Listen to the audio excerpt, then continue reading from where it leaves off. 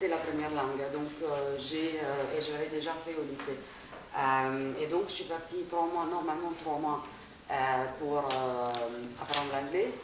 Et puis après 3 mois, j'ai appelé ma mère, je lui ai dit, écoute, j'ai passé le premier niveau, il faudrait que je fasse le deuxième, donc je reste encore 3 mois. Et puis des 3 mois en 3 mois, je suis restée 12 ans en Angleterre. Est-ce qu'en Angleterre, tu t'es sentie étrangère? Quel est le rapport des Anglais avec les autres personnes, les autres migrants européens?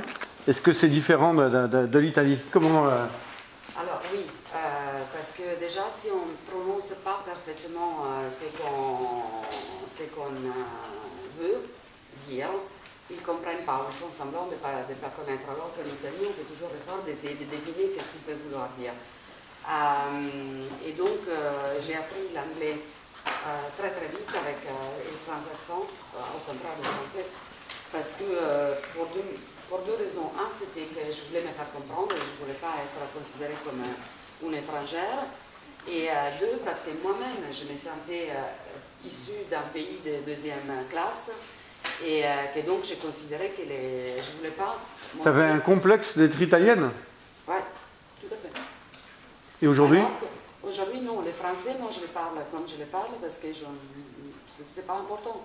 Enfin, moi, je suis italienne, je suis européenne, c'est pas, les Français ne sont pas mieux que moi, ni les Anglais, ni... Donc, c'était des deux côtés. Enfin, il y avait un préjugé de mon côté et il y avait un préjugé de leur côté. Et en France, pareil, il fallait les Rital, toutes les histoires sur les Italiens, etc.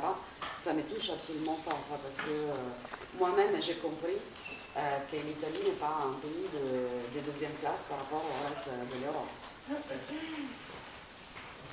Donc comment ça se passe en Angleterre? Quand on a 18 ans, 19 ans, comment on vit dans un pays, dans un autre pays? D'abord, t'habitais où? D'abord à Londres. J'ai passé un an à Londres où c'était les concerts, c'était vraiment une très belle vie, même assez dure parce qu'on n'avait pas beaucoup d'argent encore et j'ai refusé de demander à ma mère, donc je vivais avec très peu. Après, une copine m'a dit tu ne peux pas repartir si tu ne vas pas à Édimbourg. Et donc, elle a appelé un copain, elle lui a dit est-ce que tu veux... T'as pas vécu dans un squat à Londres? Oui. Et c'est quoi un squat? Explique-leur cette vie avec très particulière quand même. Un squat, c'est une maison occupée. Et là, c'était une cité carrément, c'était à Stoke Newington, qui est un peu comme Brixton, enfin, les quartiers un peu ethniques. C'était le squat, à l'époque, le squat le plus grand d'Europe, avec, je ne sais pas, des centaines et des centaines d'appartements où vivaient des gens comme ça gratuitement. Avec le recul, j'ai eu très peur, mais avec le recul, parce qu'il y avait la police qui venait à 5 h du matin pour voir et défoncer la porte pour voir s'il n'y avait pas de la drogue ou des choses comme ça. Il y avait des groupes de punk et de skinheads qui, le soir, mettaient la musique et se bastonnaient entre eux. Et c'était pas très... moi, je vivais ça comme amusant, c'est un autre truc, mais j'étais vraiment consciente. Si je savais mon fils faire la même chose, je pourrais mourir. Mais bon. Et donc après, sur ça, je suis allée à Édimbourg, qui est toute une autre ville, c'est très calme, etc. Et là, j'ai rencontré donc, la personne qui m'hébergeait. Et je suis restée chez lui au lieu de la semaine, je suis restée 5 ans. Je suis comme ça, on me donne une petite période et je prolonge. Et donc là, quand j'ai travaillé, j'ai travaillé pendant 2-3 ans dans des pubs, dans des cantines, des choses comme ça. Et j'ai décidé que ce n'était pas une vie très intéressante. Donc j'ai repris les études, j'ai refait le bac. Donc le bac anglais et le bac italien. Je suis allée à l'université et j'ai fait même... Alors à Édimbourg, en Écosse, parce que là tu vas très très vite. Oui, parce que quel est l'accueil est mieux à Londres ou à Édimbourg? Quelle est la différence, les différences culturelles vis-à-vis des étrangers? Parce qu'à Londres, il y a quand même le monde entier qui vient. C'est même plus cosmopolite que Paris. Oui, absolument. Et à Londres, c'est un peu comme Paris, effectivement, parce qu'ils sont un peu snob, ils vont...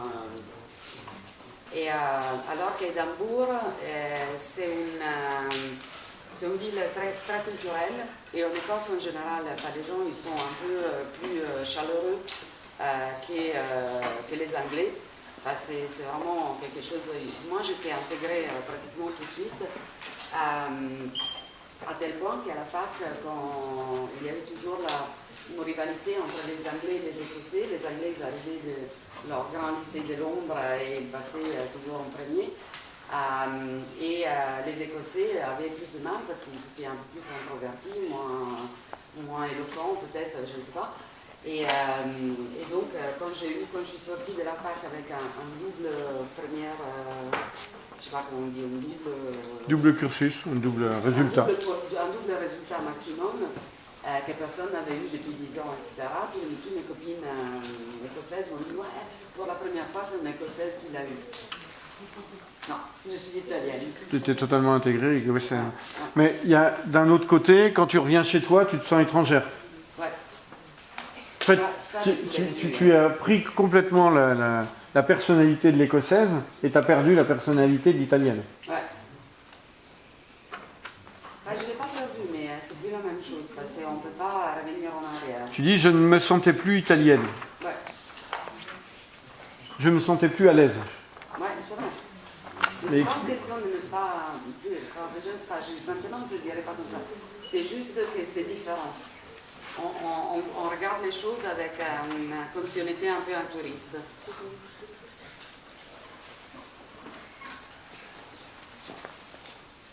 Là, j'aimais ce multiculturalisme à Édimbourg avec le quartier indien. Tu trouvais l'Italie trop blanche. Ouais. Explique ça, c'est pas à moi de le dire en fait. En Italie, l'immigration, elle a commencé il y a 10 ans à peu près.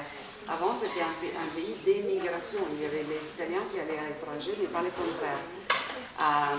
Et donc, effectivement, aller à Londres, ou même à Édimbourg, où il y a des Noirs, parce qu'il y a des colonies même en Angleterre, en Grande-Bretagne.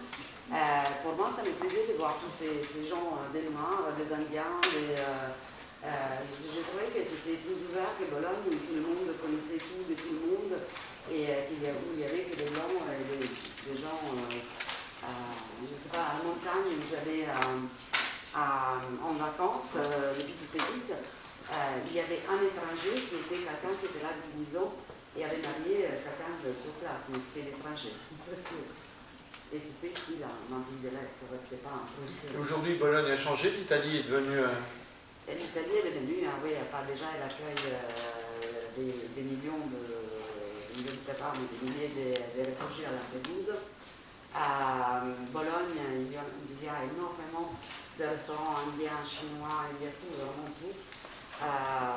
Et il y a eu une période où ça m'inquiétait un peu parce que ça devenait un peu raciste, Bologne. Mais là, je suis allée la semaine dernière, je trouvais que c'était revenu comme avant. Ils sont maintenant plus intégrés, plus... Mais tu ne vas pas dire qu'en Angleterre, il n'y a pas de racisme? Non, bien sûr qu'il y a le racisme. Mais nous, les Italiens, on n'est pas considérés... déjà, on est blancs.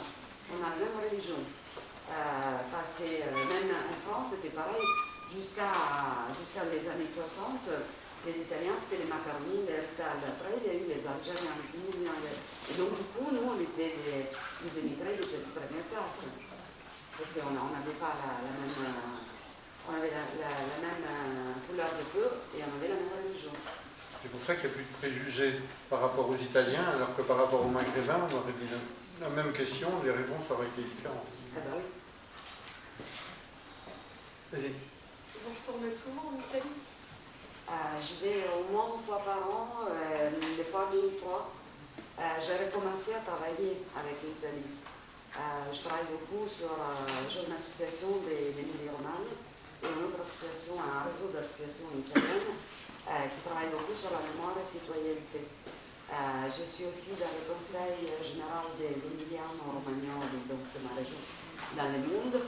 Et donc je suis amenée à aller en Italie pour des projets. pour le boulot. Mais je dois dire que même maintenant, pour le boulot, je préfère travailler en France ou en Angleterre qu'en Italie. En Italie, c'est compliqué. Vous faites quoi comme métier? Hein? Vous faites quoi comme métier? Je suis journaliste déjà je m'occupe dans les associations, je fais surtout des projets européens, internationaux, binationaux, des projets sur la mémoire et sur la citoyenneté et sur la culture. Mais qu'est-ce qui t'a amené à venir en France? En Angleterre, tu as failli être expulsé? On Tu étais à jour de tes papiers? Il y avait des problèmes de papiers en Angleterre? Moi j'étais à jour de mes papiers, mais j'avais perdu mon passeport. Au moment où j'habitais dans des squats énormes, où il y avait plein de gens qui touchaient Les assédiques. Et donc le Pôle emploi il a décidé de prendre un exemple et montrer à tout le monde qu'on ne peut pas venir en Angleterre et prendre les assédiques comme ça. Donc ils ont choisi un exemple, c'était moi. Et donc, ils m'ont menacé d'expulsion, il fallait que j'aille amener le passeport. Et que je ne trouvais pas. Donc, j'ai passé 3 jours à chercher. Après, je suis devenue très organisée, très ordonnée. Et du coup, finalement, j'ai réussi à ne pas être expulsée. J'ai dû trouver un boulot tout de suite. Donc, le premier que j'ai trouvé, c'était faire un ménage dans un campus universitaire. Mais j'ai tenu 3 mois pour avoir la chance de rester en Angleterre et après je suis allée à Edimbourg, etc. Et après j'ai fait un doctorat en Manchester. Un doctorat sur quoi? Sur Georges Perec, qui est un auteur. Ils savent, qui c'est? Si, Georges Perec. Si, vous l'avez fait? Hein? Bravo. Bravo. Et donc, comme professeur, j'étais aussi assistante de recherche des professeurs qui travaillaient sur la biographie littéraire de Perec.